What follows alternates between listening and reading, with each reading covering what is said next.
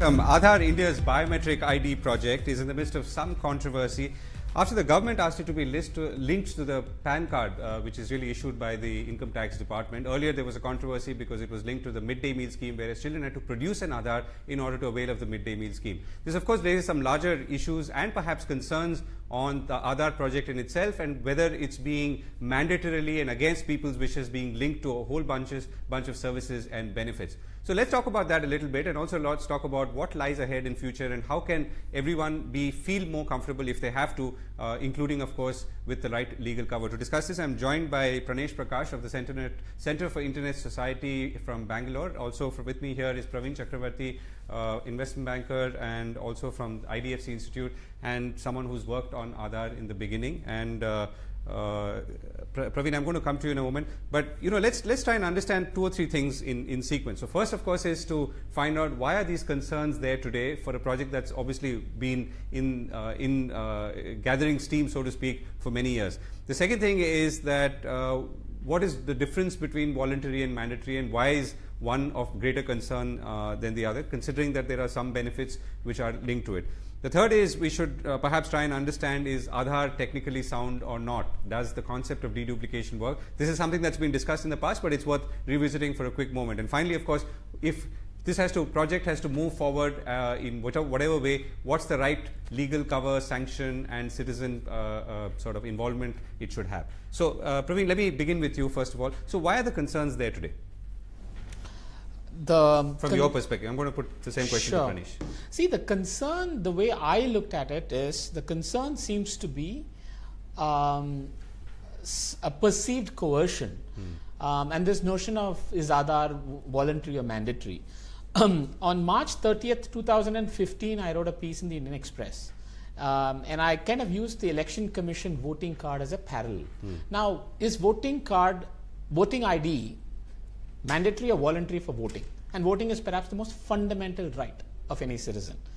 The answer is it's unambiguous. And I joke saying, is it mandatorily voluntary or voluntarily mandatory? So the way Aadhar was structured from the beginning, it was supposed to be a multi-purpose identity program. It wasn't a functional program. So it could never have been compulsory for anything because it wasn't a program specific identity. So in that sense, it is only right that it was voluntary. Now, if specific programs such as the Election Commission or the RTO says you must have this to be able to either drive a car or to vote, that is a program specific requirement for which each program is free to use Aadhar as a form of identity in whatever form and manner that they choose to. Right. Or not, it may also be free not to use it if it feels that it Absolutely. can achieve whatever objective. And hence it's not mandatory in the technical sense of the term. Right. Okay. So Pranesh, do you want to weigh in on this? How do you come in on what we've talked about so far? Just on that point, I think it's absolutely correct because from the UIDAI perspective, Aadhar is not mandatory. It's individual government departments and programs that choose to make Aadhar mandatory. But look at it from the perspective of the citizen, rather than looking at it from the perspective of the government, right? Rather than looking at it from the perspective of UIDAI.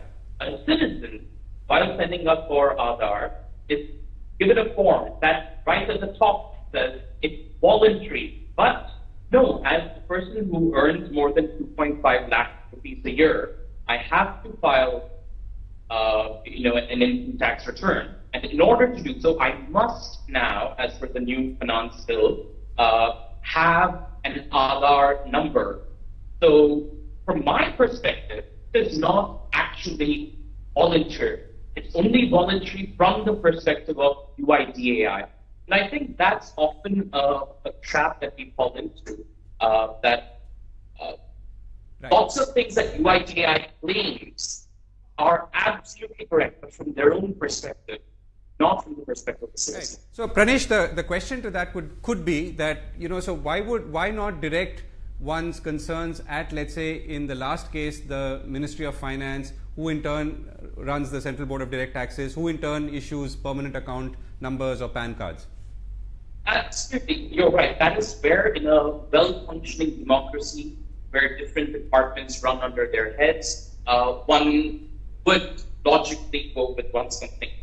But we know that for Aadhar, there is push from the Prime Minister's office at the central government level for including Aadhar everywhere. Since January 2017, January 1st, we've seen more than 60 notifications in the Gazette from different departments relating to Aadhar and making Aadhar compulsory for something or the other. Now, I don't think, and given that, even when opposition parties in parliament, not just me as an ordinary citizen, when parliamentarians with all their powers, when they sought to make amendments to Aadhar in the Rajya Sabha, none of those amendments were even heard. All of them were shot down by voice vote. So when even some of the most powerful people in the country are unable to get through to a single government department, what possibility do I have as an ordinary citizen? Right. See, I just want to come in. I think we should be sure, we should be careful not to conflate various issues. See, I think there is a feeling of mistrust about Aadhar, primarily because of the process in which the bill was introduced and made into law. I think what Pranesh is talking about when Rajya Sabha's amendments were not taken, it was primarily because it was introduced as a money bill, right? So I think the process of introduction of Aadhar as a, into law, legislating Aadhar into law, yes, I think, and I completely agree that this is by no stretch of imagination is Aadhar a money bill. It should have gone through the due process. It was subversion of the process. It was backdoor entry. Okay. But let's not conflate that with Aadhar, the program, the merits of it, and the concerns that we may have otherwise. So what I don't understand is what is the concern if you need Aadhar for income tax filing. Right. Okay, Pranesh, so let me come back to you on that. So what's the real concern here? I mean, I know that maybe on social media, in some media, we see some extreme concerns being voiced. Are you in that camp, or are you somewhere in between? So I don't think there really is a concern if Aadhar were just like any other identification, then there wouldn't be a concern. It would be just a smaller issue. There would be some concern, for instance, when you shift from one system to another, the kinds of hardships that you face. There are those kinds of ordinary concerns, but not the kind of concern that we're seeing today. The kind of concern that we're seeing today, I really believe is because of Aadhar itself, not just because it's a new ID. And why is that? Because there are multiple layers of problems with Aadhar. The fact that it is biometric based itself is a problem in terms of security, which I can speak at length about. The fact that the technology behind Aadhar,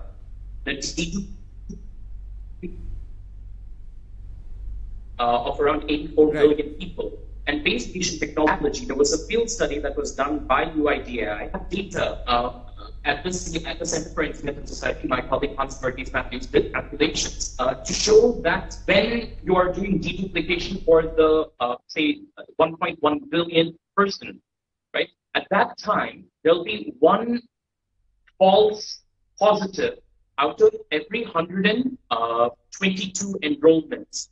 That's way too high a number for us to be comfortable with. And these people are people who will be rejected, right, because of the false positive, or there'll be an additional very difficult process of human intervention, of manual sorting out to see whether it's a false positive, which there is no stopping for. So and Aadhar has not put out any, UIDAI has not put out any data about what are called the false positive identification rate, Pranesh, can I ask you a conceptual question? What I'm saying is, so just to wrap up that thought, there are problems at the security level, there are problems in terms of the functioning of the technology, the fact that it can't deduplicate properly. There's also the concern, which I think is what you want me to come to, about privacy. Now, the problem there, I don't know if you've seen... Pranesh, just hold your thought there for a second. Let me get Praveen in for the first part, which is the deduplication and the biometrics, and then we'll come back to the privacy, because that's a slightly larger issue. Praveen?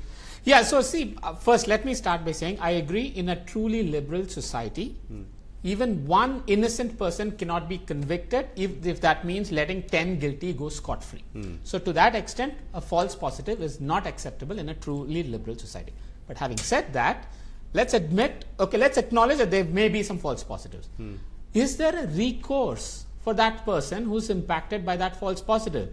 If there is no recourse, then I take all the points. But if there is recourse to that, if let's say, for example, someone is denied a certain benefit and it is entirely due to a technological problem, there is recourse to that for that person to go claim that, avail that benefit, and that exists today. So why are we trying to throw the baby out with the bathwater because of these concerns? And not for a moment am I belittling any of those concerns. Right. Okay. No. So Pranesh, why? I mean, this is a question from someone who's watching this as well right now. So biometrics is perhaps the best known form of deduplication.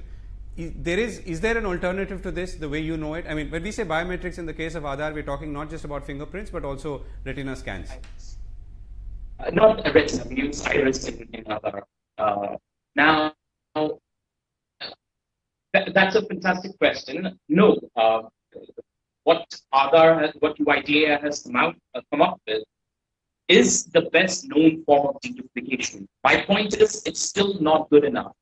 Something at this scale has never been tried, which is why UID actually carried out the field study, and except it didn't analyze the results of the field study correctly, as our interventions have shown and our research has shown. So no, there isn't anything better, but that also raises the question of, do we need this kind of deduplication at all?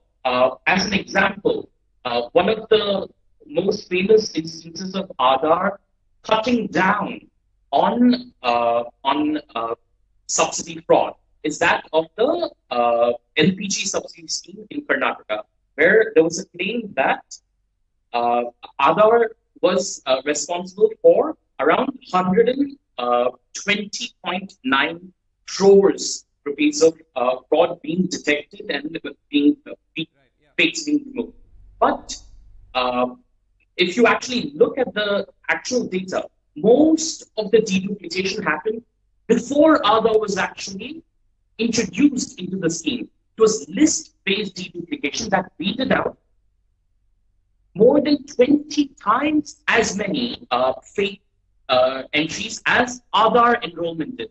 Right. So the question isn't, is there better technology? The question is this technology even necessary in order to meet the kinds of aims that Aadhar was built for? Right. Pranesh, hold your thought there. So, fundamental question, do we need an Aadhar at all? And why did we even embark on this project? See, that's a very kind of counterfactual question. First of all, we don't know. Let's admit, we don't know how much we can save because of deduplication, ghosts and duplicate. Second, each of these were annual losses. Aadhar is a capital expense. It's a one-time expense. These losses savings that we incurred were annual losses that we were incurring. So it's a wrong comparison to begin with, right? So there is no, I think we first have to ask the question, even if let's say we saved whatever 5% or 2% of all the subsidy spend as were saved. Now, is that worth the cost? And what are the costs? The costs are financial costs, and then there are other concerns. And I keep hearing that it's technologically not foolproof. Yes, one missed call is not a case against all cell phones.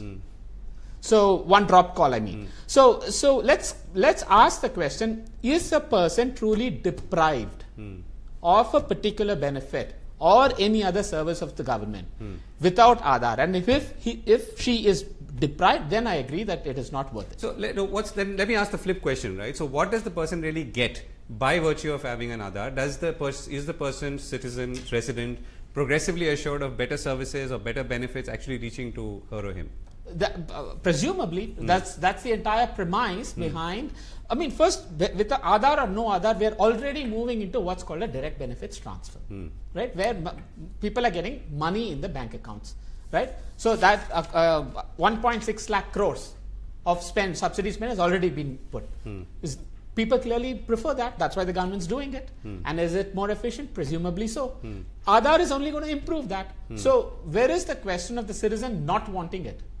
Right. Okay. So before we come to the future, and we're also running out of time both, Pranesh, so the extreme viewpoint, of course, is that somehow this will all be a police state. All these databases will be monitored together, and you are under a lens from today onwards, and the future is very, very bleak. So why? I mean, do you see a technology, foundation to that argument, and do you really see that? I mean, is that something that's really practical or feasible?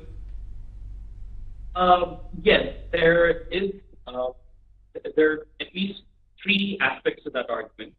One is from the legal basis. If you look at Section 32 of the Aadhar Act, it is exceedingly confusing, and the regulations actually make it far worse, because Section 32, on the one hand, says that the purpose for which you're collecting any, you're engaging in any transaction cannot be locked by AI. But at the same time, there's a requirement on. Right. Okay, Pranesh, I think we've lost you for a second. Let me come back in a moment. So, Praveen, do you want to answer the same question?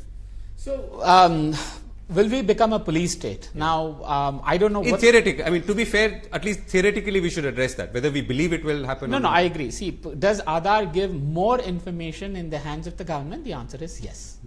Yeah.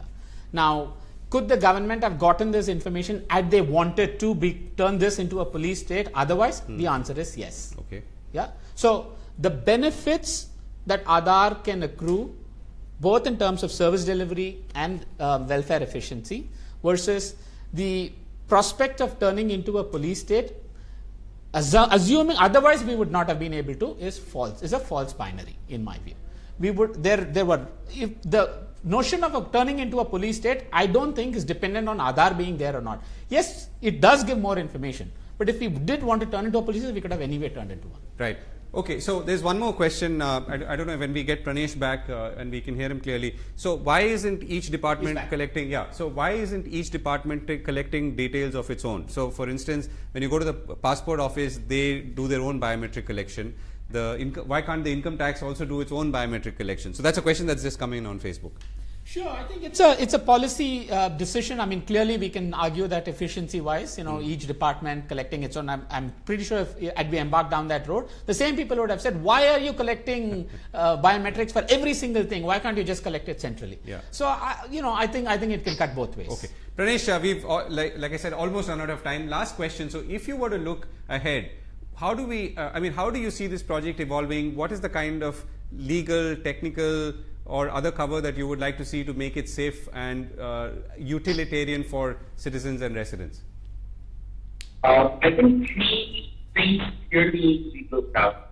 One, right now, consent can only be given. Consent can never be revoked when it comes to Aadhaar, even under the Aadhaar Act. That's a problem.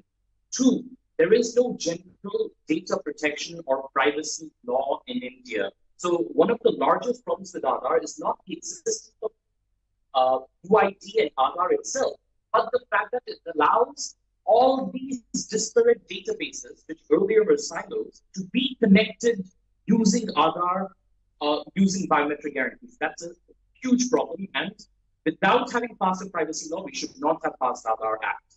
Three, the existence of a central biometric database itself is a grave security threat.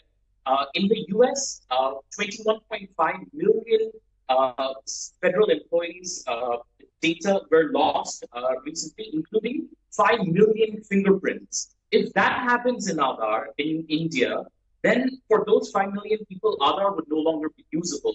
So we can't have that kind of a situation. We must get rid, in the long term, of the CIDR, which is the central database of all biometrics, and move it, even if we want to use biometrics, move it and use a decentralized system of biometrics stored on smart cards, so that there is authentication happening between what you have in terms of your fingerprint and the smart card. So three. I agree on that, Govind. Yeah. So that's really Right. what's coming down to. It's just, I completely agree. We should we have made Aadhar into law without having a right to privacy? No. So I think it's coming down to we didn't have a right to privacy act, a privacy bill, and the way Aadhar was turned into law as a money bill. I think those are the core concerns in my view, not so much Aadhar as a program in itself. Right. Okay. So we've run out of time. Thank you both for joining us. Thank you, Pranesh, for joining us from Bangalore. Thank you, Praveen, for joining us in the studio. We'll catch you next week, same time on Data Fix of IndiaSpend. Thanks so much for watching.